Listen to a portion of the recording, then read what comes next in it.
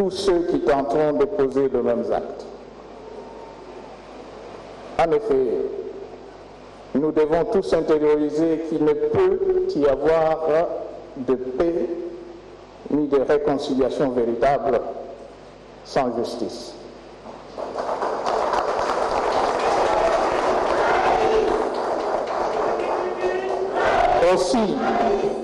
Aussi des erreurs commises ça et là dans la gestion du pouvoir coutumier doivent être corrigées sans délai par le gouvernement, afin d'éviter que les indélicatesses commises dans la mauvaise gouvernance de ce secteur ne servent encore de prétexte à d'autres conflits meurtriers.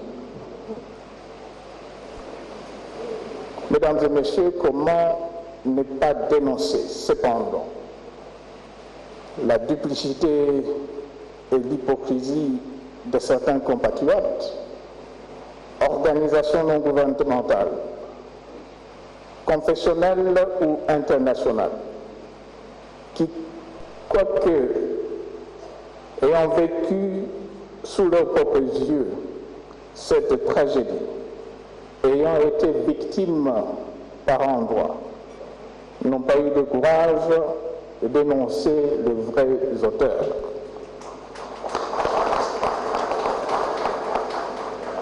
Pourquoi ont-ils fait sciemment le choix de la désinformation? Répondre à la question, c'est aussi faire justice aux victimes. Que notre population, qui elle, par contre, s'est prise en charge en dénonçant publiquement ces terroristes vendeurs de la mort auprès des forces de l'ordre et en soutenant celles-ci tout au long de leurs opérations de rétablissement de la paix, soient ici félicités et remerciés.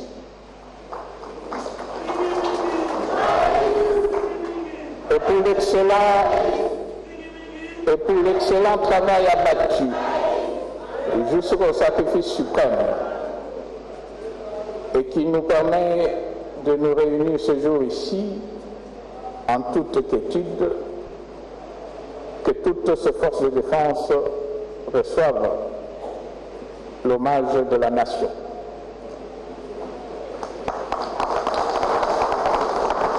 Mesdames et messieurs les conférenciers, parce que nous allons bientôt dépasser cette importante étape d'établissement de responsabilité et de réconciliation, notre cap restera fixé sur le développement des provinces concernées.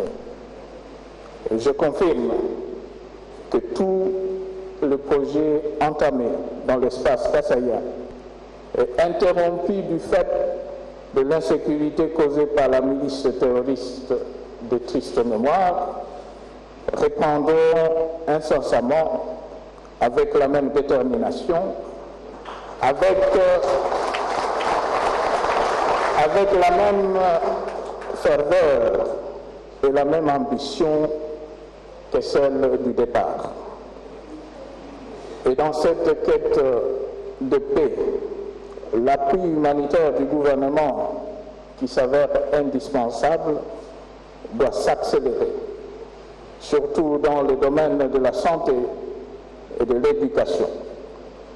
L'objectif final étant de remettre toute la population le plus rapidement au travail et de garantir un bel avenir à nos enfants. Je réitère par ailleurs mon appel pressant fait au mois de juin de l'année passée, sur place ici à Kananga, aux jeunes en âge requis à se faire enrôler massivement en vue de parachever la première étape en cours de notre processus électoral. Les conditions de sécurité étant à ce jour assurées, que ceux de nos compatriotes qui avaient trouvé momentanément refuge dans les pays limitrophes en raison des événements déplorés puissent continuer à regagner leurs contrées respectives afin de participer également à cet agenda politique national de grande importance. Le pacte de réconciliation que scelleront bientôt les fils et filles de l'espace représenté ici consacrera ce nouveau départ de l'espace du Kasaï vers la conquête de la modernité. Mesdames et messieurs, sur ce, je déclare ouverte la conférence sur la paix, la réconciliation et le développement de l'espace kassaïen, et que Dieu bénisse notre pays. Je vous remercie.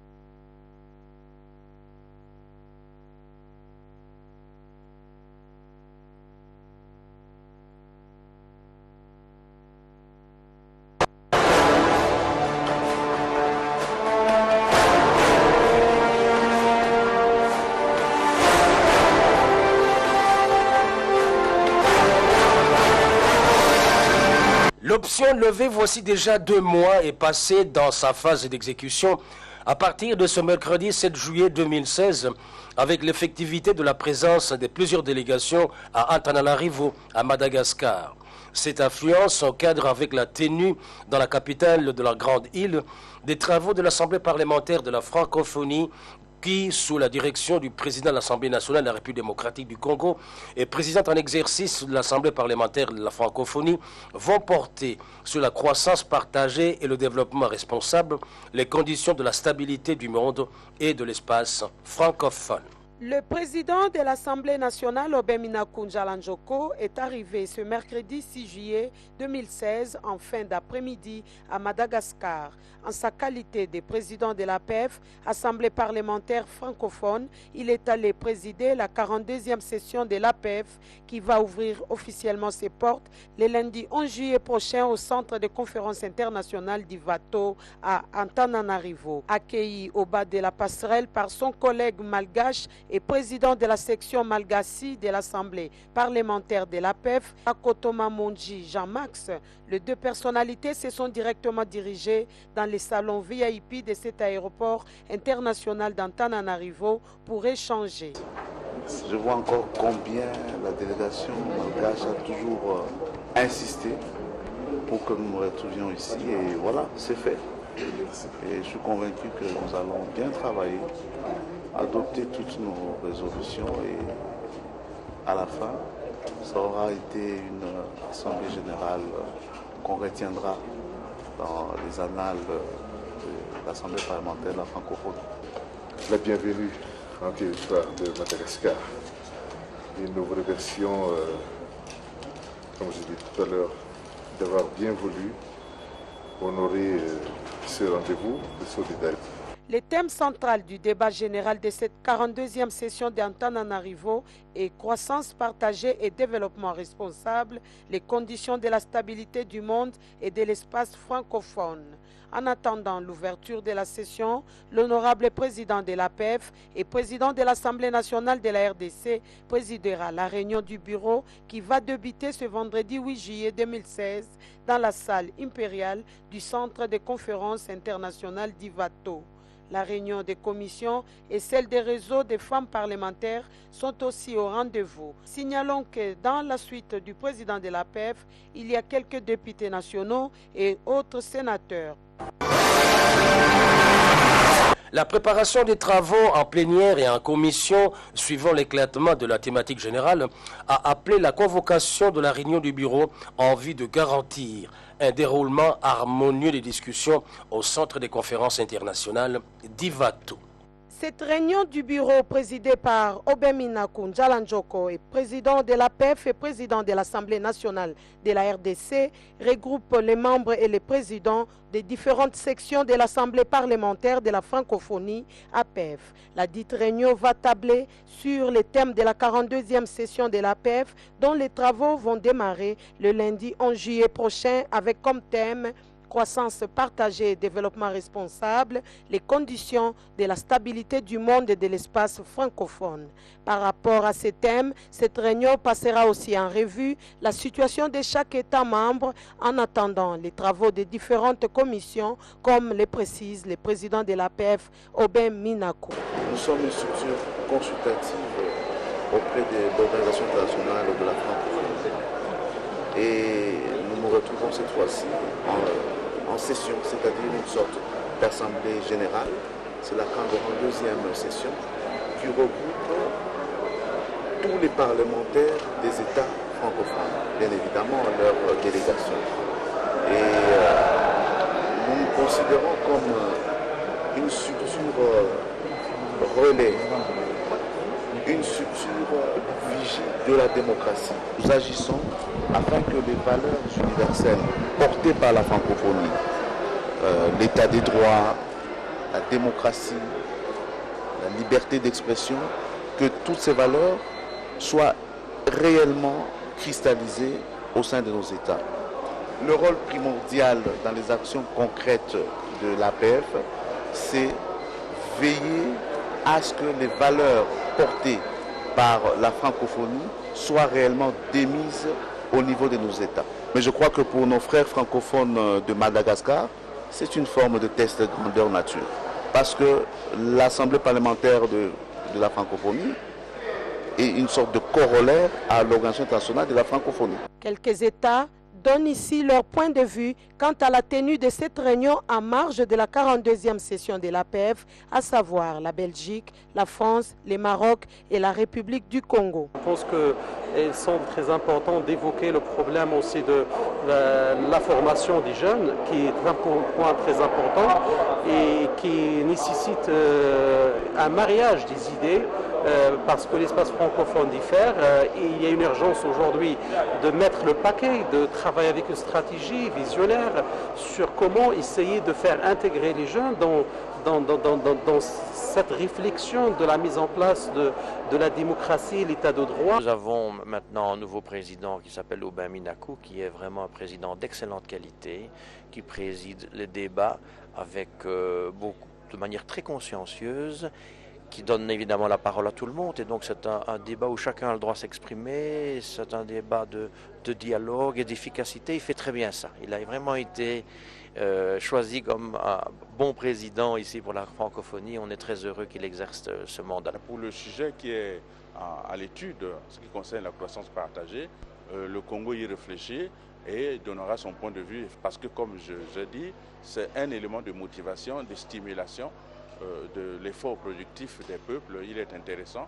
que ces peuples comprennent qu'une fois que la croissance a généré les fruits, que ces fruits soient partagés, étalés au niveau de tous ceux qui ont contribué à cet effort. Donc c'est là la préoccupation majeure du Congo-Brazzaville, qui salue le président Aubin Minakou, président de l'APF, de l'avoir institué comme un point focal, comme un point fort que doit partager l'APF dans son ensemble et en particulier l'Afrique. Juste après l'ouverture de la réunion du bureau, toutes les sections étaient conviées à une photo de famille prise devant le centre de conférence internationale d'Ivato avant de regagner la salle impériale pour la poursuite de la réunion du bureau.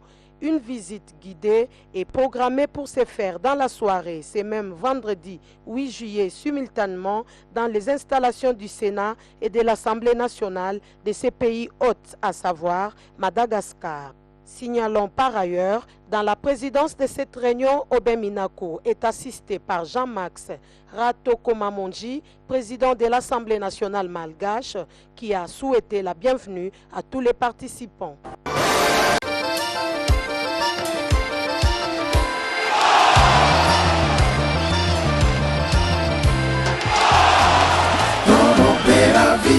Sito ya papigere toro beravi eza sita soro penza toro beravi sito ya pa exotique biso na biso chez Vieux Sims nyonso ezali soki boye na bana na bapapa na bamama na bakoko donc awa tosepelaka solution nyonso awa ezali nyonso ezali donc ça veut dire que ezali nyonso eza pas Vieux Sims toko gaz na gaz alive donc il a une autre la ville à Lyon chez biso na biso avec Papi Gain to le bébé donc Papi Gain a dit Paris pour ça ma sona la ville à Lyon moi toi na exotique à ville à Lyon mais il y a bébé dans gaz na la koya ici comme donc c'est que on va bien gaz la présence na boka na bébé mambe donc il y a au mona Papi Gain dans le kilo gaz na gaz à l'ail cada terrain quoi.